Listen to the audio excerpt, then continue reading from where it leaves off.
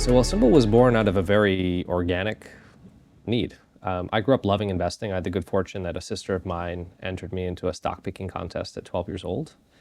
I went on to win the contest. You get $100,000 of pretend money in this contest, and whoever had the highest balance at the end of 8 weeks won the grand prize ski vacation to Whistler.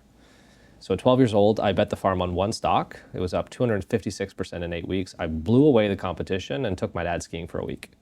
As you can imagine, I fell in love with investing. Yeah, no kidding. Fast forward many years, I was working in San Francisco at a startup a few friends had started.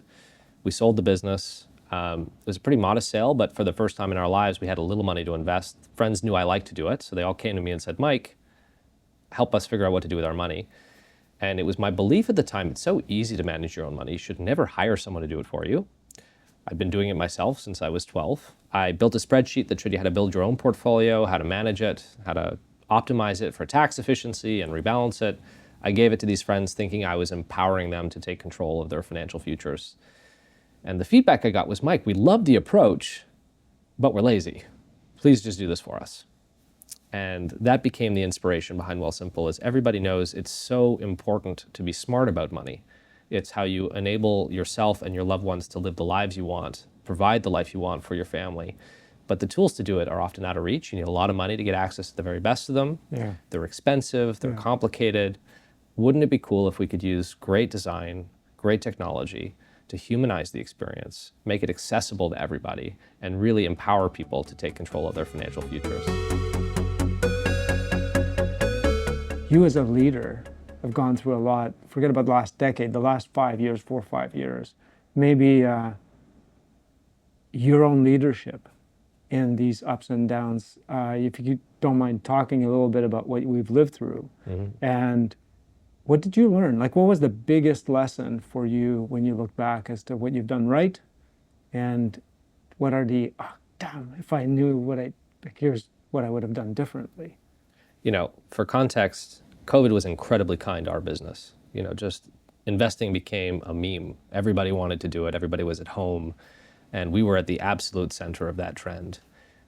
Just an incredible tailwind. And really, our execution was just, how do we hang on? You know, keep the systems running, make sure things don't go down. But this growth was kind of happening to us. And I think the mistake that we made, which so many technology companies made, was we got in our own heads. We got carried away. We thought this was going to last forever. We way overbuilt in terms of the cost structure or the team. I think fortunately for us, you know, when the music stopped, you know, a few years ago when things really turned and slowed down, we probably felt it a good year ahead of most of the industry because markets dipped first and we're in the capital markets business. So revenue got hit, we felt it. And I remember coming to the board and saying, you know, something's changed. I think we need to do something about it. I remember being at the board and you were very decisive. Yeah. Thoughtful, but decisive. Like, as you said, at the front end of the curve, you took the hard medicine, right? Well, I think we moved fast to get the business to a better place.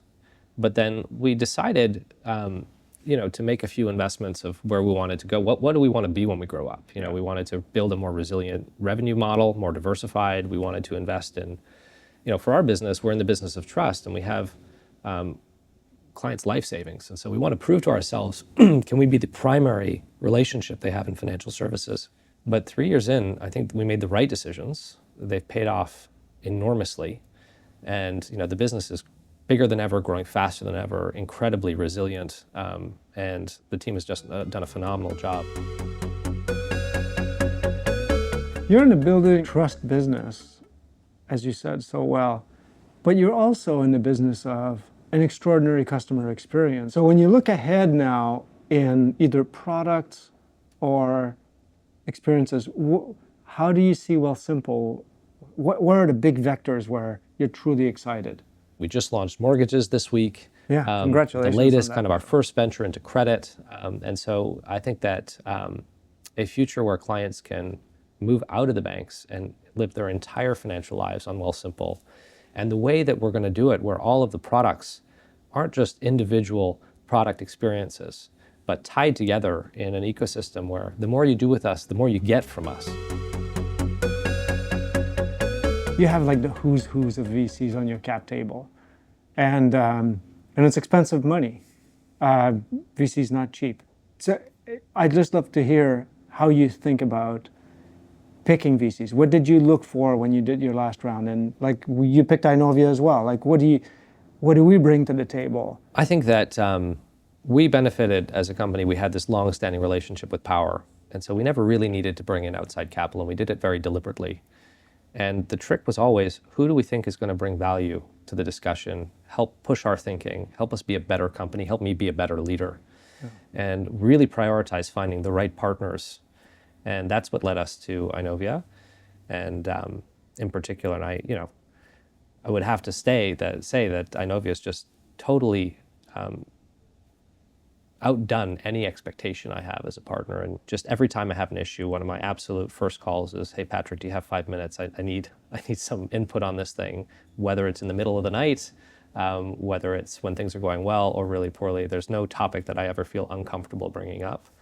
And I was saying this the other day to someone, I get calls all the time from entrepreneurs looking for who should I speak to, what firms are great, and I'm always sending Patrick, my latest referrals of the week. And I was saying, what is it about Inovia that's stood out? And there are two examples that came to mind recently. One was we did a little secondary last year where we actually bought out an early investor. Yeah. And the first person who stepped up and said, "How do we help you make this happen? And by the way, can we partner with you to do it because we believe in you and we believe in the company," was Patrick and Inovia. And the fact that they stepped up and so quickly.